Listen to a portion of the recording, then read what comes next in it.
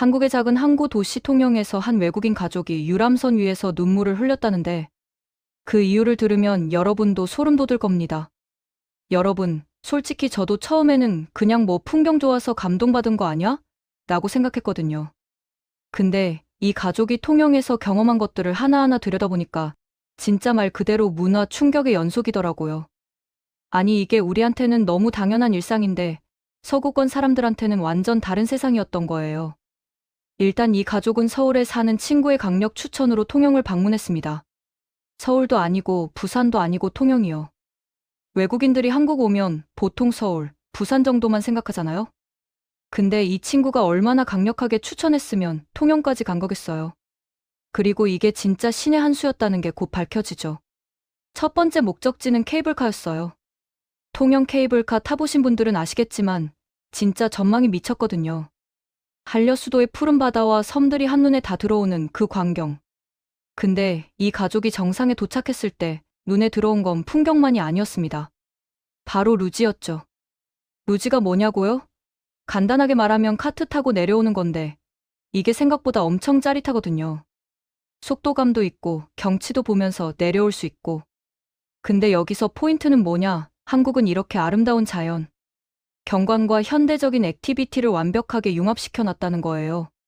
자연은 자연대로 보존하면서도 거기에 재미를 더한 거죠. 이게 쉬운 일이 아니거든요. 서양의 관광지들 보면 자연경관 있으면 그냥 보기만 하라고 해요. 만지지 마세요. 들어가지 마세요. 조용히 하세요.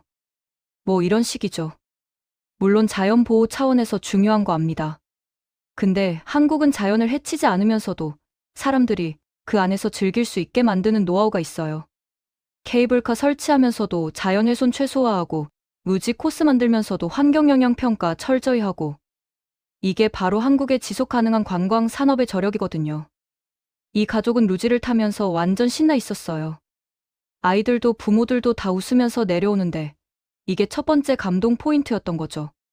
아름다운 자연과 스릴의 조화. 근데 진짜 충격은 여기서부터 시작이었습니다. 루지 타고 신나게 놀고 나서 배가 고파진 이들은 근처 식당을 찾아갔어요. 평범한 동네 식당이었죠. 근데 테이블에 앉자마자 이들의 눈이 휘둥그레졌습니다. 왜냐고요? 주문도 안 했는데 테이블이 음식으로 가득 차기 시작한 거예요. 김치, 깍두기, 콩나물, 시금치, 무생채, 멸치볶음. 이게 뭐냐면 우리가 너무나 당연하게 생각하는 반찬들이잖아요. 근데 서양 사람들한테는 이게 완전 충격이에요. 왜냐하면 서구권 식당 문화에서는 모든 것에 가격표가 붙어 있거든요. 빵 한 조각, 버터 하나, 물 한 잔까지도 다 돈이에요. 공짜로 주는 거? 그런 거 없어요. 근데 한국은 메인 메뉴 하나 시키면 기본 반찬이 대여섯 가지는 그냥 나오죠. 그것도 리필 무제한이고요. 이게 얼마나 대단한 건지 아세요? 이건 단순히 서비스 차원이 아니라 한국의 정문화를 보여주는 거거든요. 식당 주인 입장에서 생각해 보세요. 반찬 하나하나 다 재료비 들어가고 손이 가는 건데 그걸 그냥 주는 거예요. 왜요? 손님이 배불리 먹고 가기를 바라는 마음 때문이죠. 우리 가게에 온 손님은 절대 배고프게 보내지 않겠다는 주인의 마음. 이게 바로 한국 식문화의 철학이에요. 서양의 자본주의적 사고방식으로는 이해가 안 되는 거죠. 모든 걸 돈으로 환산하고 계산하는 문화에서는 공짜로 뭔가를 준다는 개념 자체가 낯선 거예요. 근데 한국은 달라요. 정이 있고 넉넉한 인심이 있고 나눔의 문화가 있죠. 이 가족은 반찬들을 하나하나 맛보면서 완전 감탄했어요. 맛도 맛이지만 이 모든 게 공짜라는 사실에 더 놀란 거죠. 그리고 반찬 떨어지면 아줌마가 또 갖다 주시잖아요? 눈치 안 보고 리필할 수 있는 이 문화. 서양에서는 절대 경험할 수 없는 거예요. 배를 든든하게 채운 이들의 다음 행선지는 동피랑 벽화마을이었습니다. 여러분 동피랑 가보셨어요? 저도 몇 년 전에 가봤는데 진짜 감동적이더라고요. 그냥 예쁜 벽화가 있는 마을이 아니라 거기에 담긴 스토리가 정말 대단하거든요. 동피랑은 원래 재개발 예정 지역이었어요. 낡은 달동네였죠. 보통 다른 나라 같으면 어떻게 했을까요? 그냥 밀어버리고 새 건물 짓죠. 개발의 논리 앞에서 오래된 것들은 가치 없는 걸로 치부되니까요. 실제로 전 세계 많은 도시들이 그렇게 역사적인 구도심을 잃어버렸어요. 근데 통영은 달랐습니다. 주민들과 예술가들이 힘을 합쳐서 벽화를 그리기 시작한 거예요. 낡은 담벼락에 하나하나 그림을 그려 넣으면서 이 마을을 살려낸 거죠. 그리고 이게 성공해서 지금은 통영의 대표 관광지가 됐잖아요. 이게 왜 대단하냐면요. 이건 단순히 예쁜 그림 그려서 관광객 유치했다는 차원을 넘어서는 이야기거든요. 이건 공동체의 힘으로 자신들의 역사와 삶의 터전을 지켜낸 거예요. 개발의 논리에 맞서서 문화와 예술로 대안을 제시한 거죠. 외국인들이 이런 스토리를 들으면 정말 놀라워해요. 왜냐하면 서양의 자본주의 사회에서는 돈의 논리가 모든 걸 지배하거든요. 재개발하면 돈 되니까 밀어버리고 새로 짓는 게 당연한 거예요. 근데 한국은 거기에 문화적 가치, 공동체의 가치를 더 중요하게 본 거죠. 이 가족도 동피랑을 걸으면서 완전 감동받았어요. 벽화 하나하나에 담긴 이야기들, 주민들의 삶, 그리고 이걸 지키기 위해 노력한 사람들의 마음. 단순한 포토존이 아니라 살아있는 역사였던 거죠. 그리고 여기서 또 한국 문화의 특징이 드러나는데요. 벽화마을이 유명해지고 관광객이 많이 오면서도 주민들이 여전히 그곳에서 살고 있다는 거예요.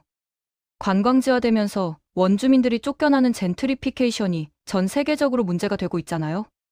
근데 동피랑은 관광지가 되면서도 주민들의 삶의 터전을 유지하고 있어요. 이게 얼마나 대단한 균형인지 아세요? 해가 저물어가고 저녁 시간이 다가왔습니다. 이들 가족은 통영 수산시장을 찾아갔어요. 친구 할머니의 친구분이 수산시장에서 가게를 운영하신다고 해서 그분을 찾아가기로 한 거죠. 근데 여기서 운명 같은 일이 벌어집니다. 시장에 도착해서 길을 헤매고 있는데 한 상인분이 먼저 다가와서 반갑게 인사를 하시는 거예요. 영어도 못하시는데 몸짓 손짓으로 환영해 주시는 거죠. 그리고 알고 보니 그분이 바로 자신들이 찾던 분이었어요. 이게 우연일까요? 아니면 한국인 특유의 따뜻함과 친절함이 만들어낸 필연일까요? 서양 같으면 절대 일어나지 않을 일이에요. 길 잃은 외국인한테 먼저 다가가서 도와주는 문화? 그런 거 없거든요. 다들 자기 일 바쁘고 남 신경 쓸 겨를 없어요. 근데 한국은 달라요. 특히 시장 같은 전통적인 공간에서는 더더욱 그렇죠. 상인들끼리 다 아는 사이고 누가 누구 친구라는 얘기만 나오면 벌써 식구예요. 이게 바로 한국의 공동체 문화거든요. 그 상인분은 갓 잡아 올린 싱싱한 생선들을 보여주시면서 하나하나 설명해 주셨어요. 물론 영어는 안 되지만 그게 뭐 중요해요? 표정과 제스처만으로도 충분히 통하는 게 인간의 감정이잖아요. 그리고 이 가족은 싱싱한 생선을 골라서 샀습니다. 여기서 또 한국 수산시장 문화의 특징이 나오는데요. 생선 사면 바로 옆에서 회 떠주는 시스템 있잖아요. 서양에서는 상상도 못할 시스템이에요. 일단 서양에서는 생선의 자체를 거의 안 먹거든요. 날생선. 그거 위험한 거 아니야? 이런 인식이 강해요. 근데 한국은 회 문화가 발달했고 수산시장에서 갓 잡은 생선을 바로 회 떠서 먹을 수 있는 시스템이 완벽하게 갖춰져 있죠. 신선도, 위생, 맛 모든 게 최고 수준이에요. 이게 얼마나 대단한 식문화 인프라인지 아세요? 회를 쳐준 식당으로 자리를 옮긴 이들 가족. 테이블에는 갓 잡은 싱싱한 회가 한 접시 가득 올라왔습니다. 초고추장에 찍어 먹는 쫄깃한 식감, 바다의 신선한 맛. 이들은 완전 행복해했어요. 그리고 여기서 한국의 또 다른 문화를 경험하게 됩니다. 바로 소맥이죠. 소주와 맥주를 섞어 마시는 한국의 독특한 음주 문화. 폭탄주라고도 하는데 이게 외국인들한테는 신기한 거예요. 서양에서도 물론 술 섞어 마시는 경우가 있어요. 칵테일 같은 거 있잖아요. 근데 그건 바텐더가 만들어주는 고급 음료 개념이에요. 근데 소맥은 뭐냐? 서민들이 술집에서 직접 만들어 마시는 거잖아요. 그것도 비율 맞춰서 조심스럽게 섞는 게 아니라 시원하게 부어서 원샷으로 마시는 거죠. 이게 단순히 술 마시는 방법을 넘어서 한국의 음주 문화, 더 나아가 한국인의 정서를 보여주는 거거든요. 함께 모여서 술 마시면서 스트레스 풀고 속 이야기 나누고 친해지는 문화. 서양의 개인주의적 음주 문화와는 완전히 다른 거예요. 이 가족이 소맥 마시면서 회 먹고 있는데 바로 그때였습니다. 옆 테이블에서 식사하던 한중년 신사분이 이들의 테이블로 다가왔어요. 그리고 아무 말 없이 아이한테 10,000원짜리 지폐 한 장을 쥐어주시는 거예요. 이 순간이 바로 이 가족이 통영에서 경험한 것들 중에서 가장 충격적이고 감동적인 순간이었습니다.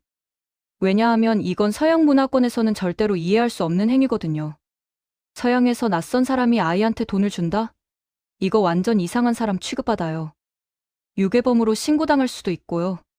서양 사회는 기본적으로 타인에 대한 경계심이 강하고 특히 아이들에 관해서는 더더욱 민감하거든요. 근데 한국은 달라요. 이게 바로 한국의 덕담 문화, 복 빌어주기 문화예요. 아기가 예쁘면 지나가는 어른이 건강하게 자라라며 복을 빌어주고 때로는 용돈도 주시잖아요. 이게 한국에서는 너무나 자연스러운 풍경이에요. 이건 단순히 돈을 주는 행위가 아니에요. 이건 공동체 의식의 발현이거든요. 우리 아이가 아니라 우리 모두의 아이라는 생각. 내 자식 구분 없이 우리 사회의 아이들이 모두 건강하게 자라기를 바라는 마음. 이게 바로 한국의 내리사랑 문화예요. 외국인들은 이런 경험을 하면 정말 큰 문화 충격을 받아요. 왜냐하면 이건 그들의 문화 코드로는 해석이 안 되는 행위니까요. 처음에는 당황하고 의아해하다가 그 진심을 느끼는 순간 엄청난 감동을 받는 거죠. 그날 밤 이 가족은 숙소로 돌아가면서 하루 종일 경험한 일들을 정리했을 거예요.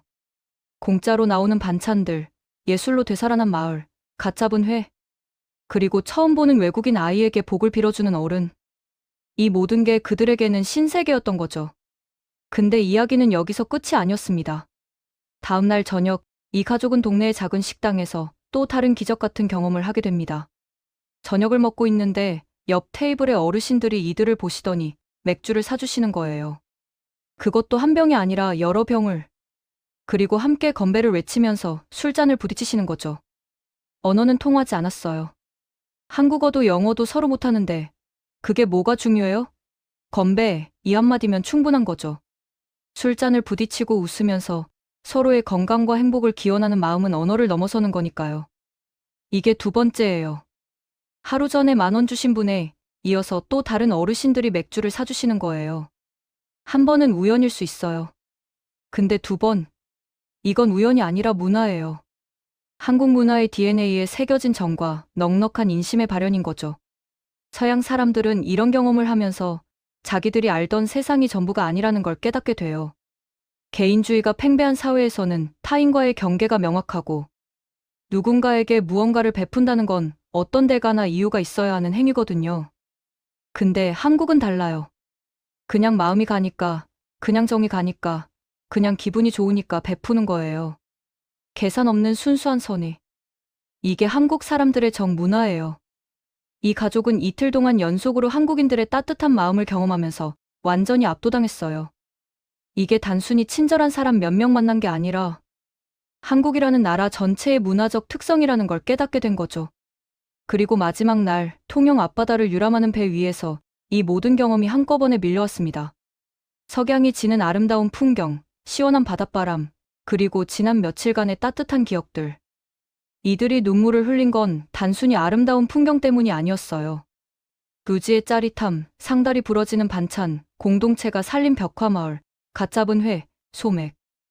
그리고 계산 없이 복을 빌어주고 술을 사주던 사람들. 이 모든 것이 한꺼번에 가슴에 밀려온 거예요. 여기서 우리가 주목해야 할 점은 뭘까요? 이 가족이 감동받은 건 거창한 관광 명소나 비싼 경험이 아니었다는 거예요. 한국 사람들한테는 너무나 일상적인 것들.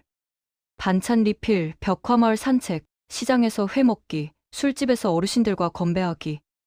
이런 평범한 일상이 외국인들한테는 평생 잊지 못할 감동이 된 거죠. 이게 시사하는 바가 뭐냐면요. 한국의 진짜 경쟁력은 화려한 겉모습이 아니라 일상 속에 녹아있는 문화적 저력이라는 거예요. 케이팝이나 드라마로 대표되는 한류도 물론 대단하지만 진짜 한국의 매력은 사람들의 따뜻한 마음과 공동체 문화에 있는 거죠. 요즘 전 세계적으로 개인주의가 심화되고 있잖아요. 코로나 이후에는 더더욱 심해졌고요. 사람들이 점점 타인에게 무관심해지고 자기 일? 아니면 신경 안 쓰고 모든 관계를 이익으로 계산하는 경향이 강해지고 있어요. 근데 한국은 아직도 정문화가 살아있어요. 물론 예전만큼은 아니라는 얘기도 있지만 그래도 여전히 외국에 비하면 훨씬 강하게 남아있죠. 이게 얼마나 소중한 문화 자산인지 아세요? 사람들은 한국을 얘기할 때 반도체, 자동차, 스마트폰 이런 걸 먼저 떠올려요. 물론 이것들도 중요하죠. 경제 발전의 상징이니까요. 근데 진짜 한국을 한국답게 만드는 건 이런 하드웨어가 아니라 사람들의 마음이라는 소프트웨어예요. 외국인들이 한국 드라마나 예능을 보면서 감동받는 이유도 결국은 거기에 담긴 정문화 때문이거든요. 서로 도우면서 살아가는 모습, 어려울 때 함께하는 모습, 남의 일을 내 일처럼 여기는 모습. 이게 한국 콘텐츠의 핵심이에요. 그리고 이 통영 가족의 이야기가 왜 중요하냐면 이게 콘텐츠가 아니라 현실이라는 거예요. 드라마나 영화 속 이야기가 아니라 실제로 한국에 오면 경험할 수 있는 일들이라는 거죠. 이게 얼마나 대단한 건지 아세요? 많은 나라들이 관광 산업을 발전시키기 위해 엄청난 돈을 투자해요. 호화로운 호텔 짓고 거대한 테마파크 만들고 화려한 쇼를 준비하고. 근데 한국은 그냥 일상이 관광 콘텐츠가 되는 거예요. 동네 식당의 반찬, 시장의 인심, 어르신들의 덕담. 이게 다 관광 자원이 되는 거죠. 물론 한국도 문제가 없는 건 아니에요. 점점 빨라지는 사회 속도, 경쟁 심화, 각박해지는 인심. 이런 부작용들도 분명히 있죠. 근데 그럼에도 불구하고 아직은 정문화가 살아있고 그게 한국을 특별하게 만들고 있어요. 이 가족의 이야기를 듣고 우리가 느껴야 할 건 뭘까요? 자부심이에요. 우리가 당연하게 여기는 것들이 얼마나 특별한 건지, 우리의 문화가 얼마나 소중한 건지 다시 한번 깨닫는 거죠. 요즘 젊은 세대들 사이에서 한국 사회에 대한 회의감이 많잖아요. 경쟁 사회, 헬조선, 탈조선. 이런 말들이 나오는 게 현실이고, 물론 그런 불만들이 다 근거 없는 건 아니에요. 근데 동시에 우리가 잊지 말아야 할 게 있어요. 한국이 가진 강점들, 우리 문화의 아름다운 면들. 이런 것들을 지키고 발전시켜 나가는 것도 우리의 책임이라는 거죠. 외국인들이 한국에 와서 감동받고 눈물 흘리는 건 우리한테 주어진 선물이 아니에요. 우리 조상들이 물려준 문화, 우리 세대가 지켜온 가치, 그리고 미래 세대에게 물려줘야 할 유산이에요. 반찬 문화 하나만 봐도 그래요. 이게 그냥 음식 많이 주는 게 아니라 손님을 대하는 마음가짐의 표현이잖아요. 이런 마음가짐이 다른 영역으로도 확장되는 거예요. 일할 때도, 사람 대할 때도, 문제 해결할 때도. 동피랑 벽화마을도 마찬가지예요. 이게 단순히 예쁜 그림 그린 게 아니라 공동체가 힘을 모아서 문제를 해결한 사례잖아요. 이런 공동체 의식이 한국 사회의 저력이에요. 10,000원 주시고 맥주 사주시는 어르신들의 행동도요. 이게 그냥 친절한 게 아니라 다음 세대를 생각하는 마음, 공동체의 아이들을 함께 키운다는 의식의 표현이에요. 이런 문화들이 지금은 당연해 보이지만 사실 유지하고 발전시키기 위해서는 노력이 필요해요. 사회가 변하고 가치관이 변하고 라이프 스타일이 변하는데 이런 전통적인 가치들을 어떻게 지켜나갈 것인가? 이게 우리 세대의 과제예요. 서양식 개인주의를 무조건 나쁘다고 할 수는 없어요. 개인의 권리 존중, 프라이버시 보호, 이런 것들도 분명히 중요한 가치니까요. 근데 한국식 공동체 문화도 분명히 장점이 있고 이 둘의 균형을 잘 맞추는 게 중요한 거죠. 요즘 한국 사회도 점점 개인주의화되고 있잖아요. 이게 나쁜 건 아니에요. 시대의 흐름이고 어느 정도는 필요한 변화예요. 근데 그 과정에서 우리가 가진 좋은 것들까지 잃어버리면 안 되는 거죠. 반찬 문화를 유지하면서도 음식물 쓰레기를 줄이는 방법을 찾고 정문화를 지키면서도 불필요한 간섭은 줄이고 공동체 의식을 유지하면서도 개인의 자유를 존중하고 이런 균형점을 찾아가는 게 지혜로운 방향이에요. 통영의 이 가족이 경험한 것들은 단순한 여행 에피소드가 아니에요. 이건 한국 문화의 정수를 경험한 거고 우리가 왜 우리 문화를 자랑스러워해야 하는지를 보여주는 사례예요. 세계와 시대의 각 나라의 고유한 문화가 점점 사라지고 있어요. 전 세계 어디를 가도 똑같은 스타벅스가 있고 똑같은 맥도날드가 있고 똑같은 자라가 있어요. 문화적 다양성이 줄어드는 거죠. 근데 한국은 아직도 고유한 색깔이 강해요. K-팝, K-드라마, K-푸드 이런 것들이 전 세계적으로 인기를 끄는 이유가 뭘까요? 바로 한국만의 독특한 색깔이 있기 때문이에요. 그리고 그 독특한 색깔의 근원이 바로 이런 문화적 특성들이에요. 정문화, 공동체 의식, 넉넉한 인심. 이런 게 한국 콘텐츠에 녹아들어가서 전 세계 사람들의 마음을 움직이는 거예요. 외국인 유튜버들이 한국에 와서 브이로그 찍으면서 감동하는 이유도 결국은 같은 맥락이에요. 한국의 일상이 그들한테는 특별한 경험이 되는 거죠. 재밌게 보셨다면 구독과 좋아요, 알림 설정 부탁드립니다.